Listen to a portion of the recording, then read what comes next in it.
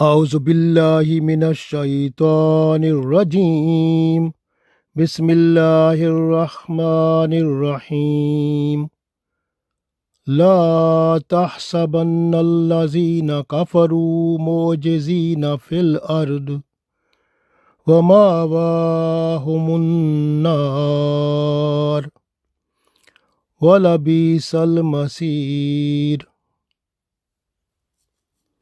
عزیز دوستو، السلام علیکم ورحمۃ اللہ وبرکاتہ۔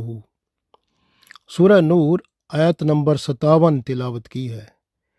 اس آیت میں اللہ تعالیٰ کافروں کے بارے میں بیان فرماتے ہیں۔ یہ کافر، مشرک، منافق جو بھی غیر مسلم ہیں، یہ سب کے سب جتنا بھی زور لگا لیں، اللہ کو زمین میں ہرا نہیں سکتے، اللہ کو عاجز نہیں کر سکتے، اللہ کو شکست نہیں دے سکتے۔ ان کا ٹھکانہ دوزخ ہے، وہ برا ہی ٹھکانہ ہے۔ یہ دنیا میں بھی اللہ ان کو ذلت و رسوائی دے گا، اور آخرت میں اللہ تعالیٰ ان کے لیے دوزخ میں برا ٹھکانہ تیار کر رکھا ہے۔ پڑھتے ہیں، ارشاد باری تعالیٰ ہے، لا کا مطلب نہیں، تحسبن کا مطلب خیال، گمان نہ کریں۔ الذین، وہ لوگ، کفروا، جو کافر ہو گئے۔ لا تحسبن الذین کفروا، وہ لوگ گمان نہ کریں، کافر جو ہو گئے، یعنی کافر لوگ یہ خیال نہ کریں، یہ گمان نہ کریں، معجزین، کہ وہ عاجز کرنے والے ہیں، فی الارض، زمین میں، یعنی وہ زمین میں اللہ کو عاجز کرنے والے ہیں۔ یہ خیال نہ کریں کہ اللہ کو عاجز کر لیں گے، اللہ کو شکست دیں گے، اللہ کو، اللہ کے دین کو کچھ بھی نہیں کر سکتے۔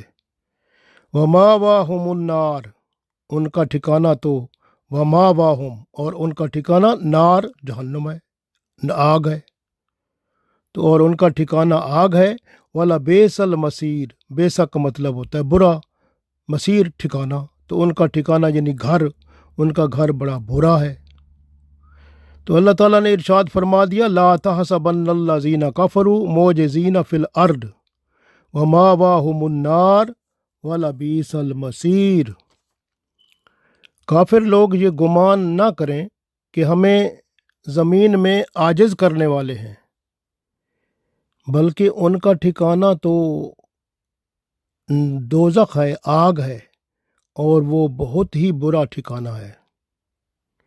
تو اللہ تعالیٰ نے پوری دنیا کے غیر مسلم منافقین کو یہ واضح طور پر اعلاناً فرما دیا کہ ایڑی چوٹی کا زور لگا لو، تب بھی آپ نہ اللہ کے دین کو روک سکتے ہو، نہ اللہ کی قوت کا مقابلہ کر سکتے ہو۔ اللہ کا دین ہر صورت بلند ہو کر رہے گا۔ کافر دنیا میں رسوا ہوں گے، اور آخرت میں ان کا ٹھکانہ جہنم ہوگا۔ اللہ تعالیٰ نے واضح طور پر فرما دیا کہ کافر یہ گمان نہ کریں کہ ہماری گرفت سے باہر نکل سکتے ہیں، یہ ہمیں عاجز نہیں کر سکتے، نہ ہی ہمیں ہرا سکتے ہیں، اور نہ ہی ہمیں بھگا سکتے ہیں۔ یہ ہماری مخلوق ہیں، اللہ خالق ہے۔ بہت جلد وہ وقت آنے والا ہے کہ کفر کے پاس اسلام کے خلاف سر اٹھانے کی طاقت نہیں ہوگی۔ اللہ تعالیٰ ان کی ہر قسم کی سازشوں کو ختم فرما دے گا۔ دیکھیں، نمرود نے اللہ تعالیٰ کو شکست دینے کی بڑی کوشش کی، مگر اللہ کے بندے ابراہیم علیہ السلام نے جب کہا کہ تم سورج کو ذرا مشرق کی بجائے مغرب سے طلوع کر کے دکھا دو، تو وہ لاجواب ہو گیا، کچھ نہ کر سکا۔ فرعون نے موسیٰ علیہ السلام کی قوم جو بنی اسرائیل تھی، ان کے بچوں تک کو قتل کرا دیا۔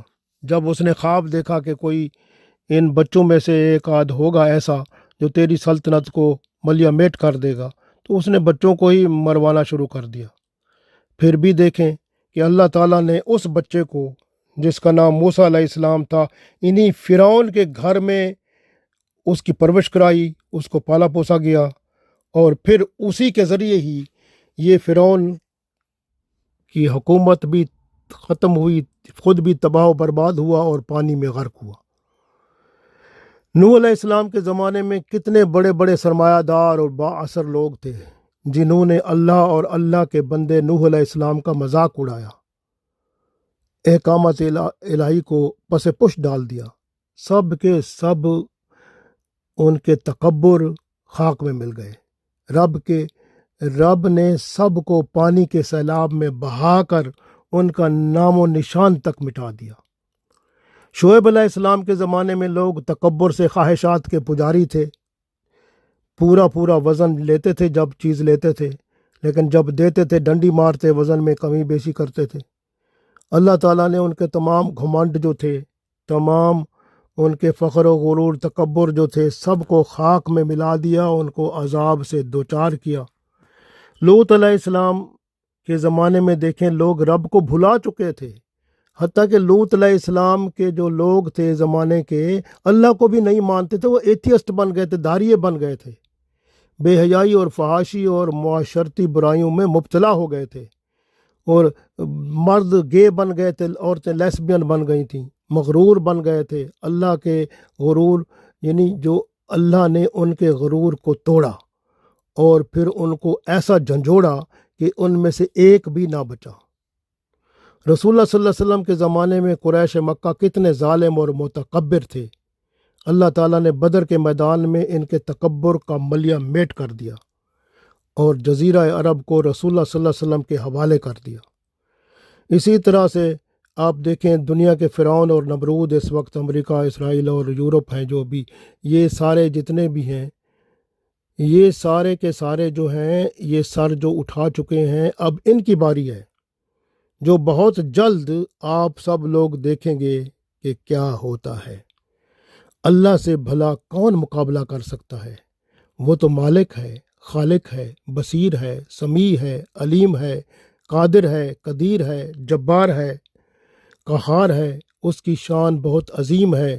انسان مالک الملک کی شان بیان نہیں کر سکتا، کیونکہ اس کی زندگی بہت کم ہے، اور اس کی شان بیان کرنے کے لیے آدم علیہ السلام سے لے کر دنیا کے اختتام تک زندگی بھی ہو تب بھی کم ہے۔